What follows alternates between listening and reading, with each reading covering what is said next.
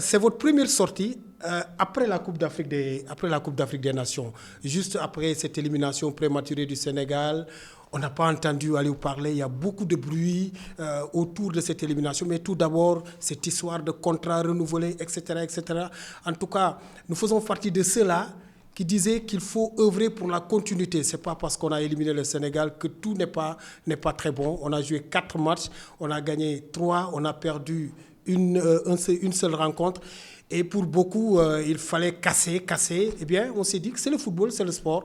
Dites-nous, par rapport à votre contrat, on a renouvelé le contrat et Aliou va continuer à cheminer avec les Lions. Oui, c'est vrai qu'après la CAN, je n'ai pas fait une sortie parce que, comme vous le savez, durant la CAN, j'étais un petit peu souffrant. Donc, c'était important de pouvoir bien récupérer et être avec la famille, être avec les enfants. Et puis, faire autre chose que du football, être dans les programmes de l'UNICEF. Peut-être que c'est à cause de ça que je me suis absenté un petit peu. Mais oui, le contrat a été renouvelé. La confiance continue toujours entre la fédération et moi. Très honoré vraiment que cette confiance-là du comité exécutif de la fédération, en tête le président Augustin Senghor, m'ait fait confiance, continue à me faire confiance. Donc nous continuerons le boulot. Donc ça veut dire que ces éliminatoires de la Coupe du Monde qui sont très importants, qui vont arriver au mois de juin, ainsi que les éliminatoires de la Coupe d'Afrique des Nations en 2025 au Maroc. Donc ce contrat va aller jusqu'au quand? Normalement, logiquement, c'est un contrat qui va jusqu'à la CAN 2025. Voilà. Donc après la CAN 2025, c'est sûr et certain que je suis en fin de contrat. Voilà. Mais pour l'instant, c'est jusqu'à la CAN 2025. D'accord, jusqu'à la CAN. En fin de contrat, vous allez arrêter ou vous allez continuer encore? C'est très beau tout cela. Non, pour l'instant, le contrat s'arrête en 2025 à la CAN au Maroc. Donc on va dire que la confiance de l'institution fédérale aujourd'hui, c'est la CAN 2025. Donc pour moi, mon contrat va jusqu'à la CAN 2025 et à partir de la CAN 2025, nous verrons. Voilà. En tout cas, on verra. Et cette histoire d'élimination des Lions du Sénégal, beaucoup n'ont pas compris et il y a beaucoup de bruit autour de cela. Dites-nous comment vous avez vécu ça juste après le coup de sifflet final de l'arbitre gabonais. On vous a vu avec cet arbitre-là, c'était pas en tout cas une très belle image, c'était pas entre des enfants de cœur.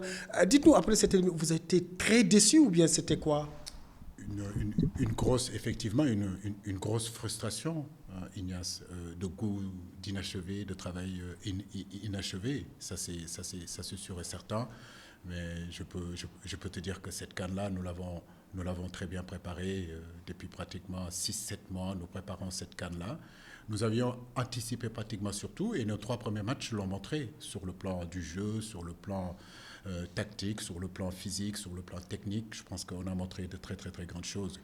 Même sur le 4e match, malgré qu'on perd ce match-là, nous débutons carrément très très bien ce match-là en marquant ce but-là. Effectivement, petit à petit, on a perdu un petit peu le fil. La Côte d'Ivoire a repris le jeu sans pour autant être véritablement dangereux. En deuxième période, je pense qu'on aurait pu tuer le match. On a eu plusieurs fois la balle de 2-0. On l'a pas mise, sans compter le penalty d'Ismaïla Sarr qui a été refusé. Effectivement, une grosse frustration parce que je pense que dans cette compétition-là, vraiment, la meilleure équipe est sortie un petit peu trop tôt. Et là, on vous reproche en tout cas votre coaching. Beaucoup ont pointé du doigt cette équipe du Sénégal qui a laissé le ballon à la Côte d'Ivoire avec des joueurs qui sont très capés comme Sadio Koulibaly qui étaient là et que comment se fait-il que le Sénégal brusquement abandonne le ballon, abandonne le jeu au profit de la Côte d'Ivoire et ce qui est arrivé est arrivé?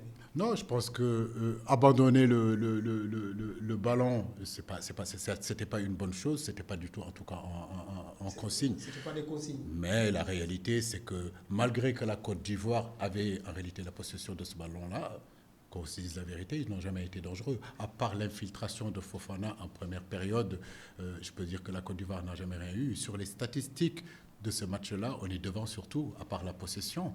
Effectivement, je pense qu'au bout de 3 minutes, quand tu marques, inconsciemment, ils ont pensé qu'il fallait peut-être reculer, lâcher un petit peu le ballon. Mais on a reculé notre bloc, n'empêche qu'on a continué quand même assez à cadrer le porteur du ballon et à harceler le porteur du ballon. Donc, comme je le dis, si c'est possession pour possession, oui, effectivement, la Côte d'Ivoire avait la possession du ballon. Mais les actions les plus dangereuses ont été du côté du Sénégal.